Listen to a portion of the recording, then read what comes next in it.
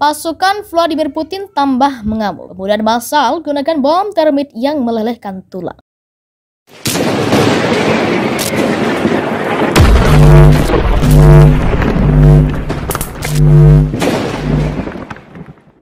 Langit Donbas, Ukraina terang benderang di malam hari. Namun warga di Donetsk dan Luhansk justru ketakutan. Ya, cahaya berkilauan di langit Donbas bukan berasal dari kembang api, tapi itu efek dari bom termit yang dilepaskan pasukan Rusia. Saat cahaya berkilauan turun ke tanah, semua warga berusaha menyelamatkan diri agar tidak tertimpa. Asal tahu saja, kilauan di langit itu jika menyentuh tubuh manusia, maka kulit akan meleleh hingga ke tulang.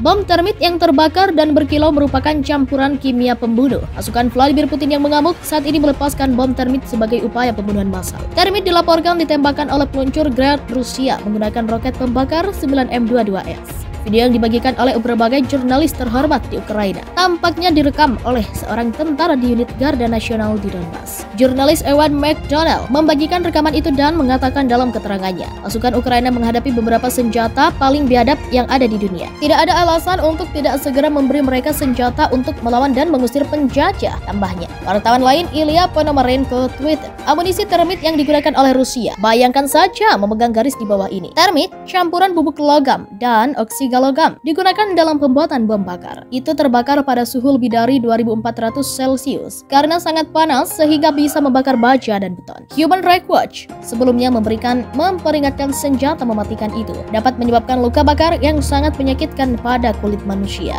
dan dapat menyebabkan masalah pernapasan. Penggunaan bom sangat berbahaya karena jangkauannya yang luas berarti tidak dapat ditahan di medan perang dan efeknya dapat mengenai warga sipil. Senjata pembunuh tersebut sebelumnya digunakan oleh Sekutu dan Jerman selama Perang Dunia Kedua termasuk dalam pengeboman Dresden pada Februari 1945.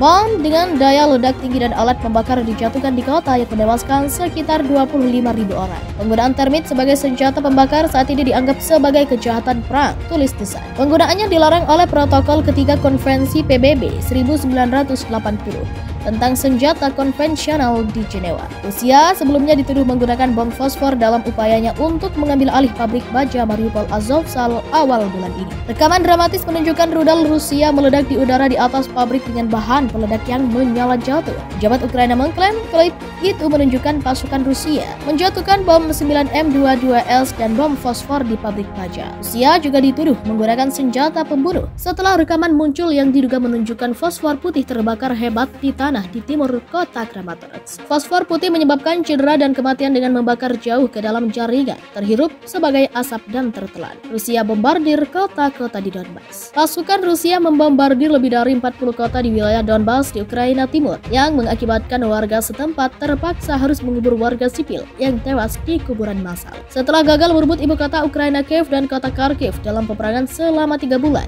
Rusia berusaha untuk mengambil kendali penuh atas Donbas yang terdiri dari 2 provinsi timur yaitu Luhansk dan Donetsk yang diklaim Rusia telah dikuasai separatis. Saat ini Rusia telah mengerahkan ribuan tentara ke wilayah Donbas, menyerangnya dari 3 sisi dalam upaya untuk mengepung pasukan Ukraina yang bertahan di kota Severodonetsk dan kota Lysychansk. Kejatuhan 2 kota ini akan membuat seluruh provinsi Luhansk berada di bawah kendali Rusia yang jadi tujuan utama perang Kremlin. Para penjajah menembaki lebih dari 40 kota di wilayah Donetsk dan Luhansk. Mereka telah menghancurkan 47 situs sipil, termasuk 38 rumah dan sebuah sekolah. Akibat penembakan ini, 5 warga sipil tewas dan 12 lainnya luka-luka, kata Satuan Tugas Gabungan Angkatan Bersenjata Ukraina di Facebook. Sementara itu, Gubernur Daerah Luhansk Serhiy Gaidai mengatakan bahwa polisi di Lysychansk sedang menguburkan mayat warga sipil di kuburan massal. Sekitar 150 orang telah dimakamkan di kuburan di satu distrik, kata Gubernur Gaidai. Keluarga dari orang-orang yang dikubur akan dapat melakukan pemakaman kembali setelah perang.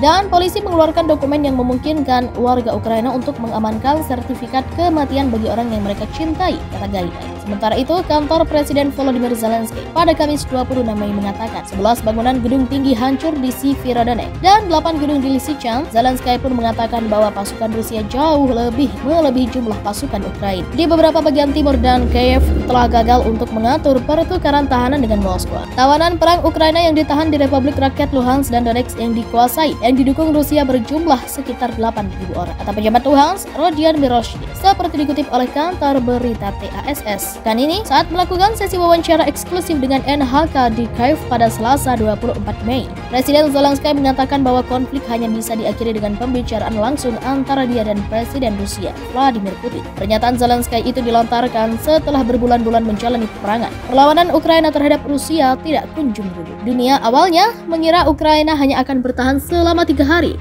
setelah Rusia menginvasi. Namun seluruh dunia sangat terkejut karena kami tidak hanya bertempur selama 3 atau 30 hari, tetapi sudah 3 bulan, ucap Presiden Ukraina itu. Pada saat itu, Zelensky pun mengisyaratkan bahwa perdamaian di Ukraina harus dicapai tanpa menyerahkan wilayah manapun dan menegaskan tidak akan terlibat dalam pertemuan tentang gencatan senjata dengan Rusia hingga wilayah negaranya kembali seperti sebelum invasi. Bagi seluruh warga Ukraina, kemenangan berarti bukan merebut kembali wilayah teritorial kami, termasuk kawasan Donbas dan semenanjung Crimea.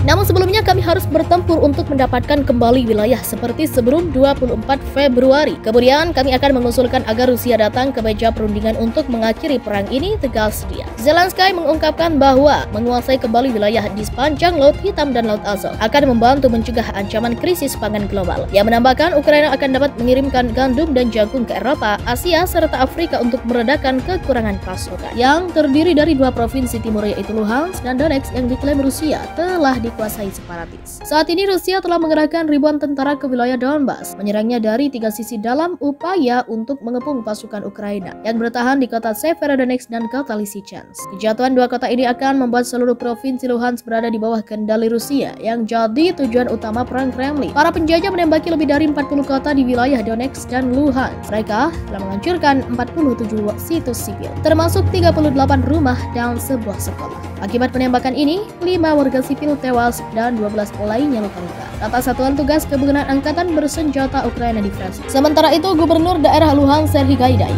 mengatakan bahwa polisi di Lysychansk sedang menguburkan mayat warga sipil di kuburan massal. Sekitar 150 orang telah dimakamkan di kuburan di satu distrik, kata Gubernur Gaidai. Keluarga dari orang-orang yang dikubur akan dapat melakukan pemakaman kembali setelah perang.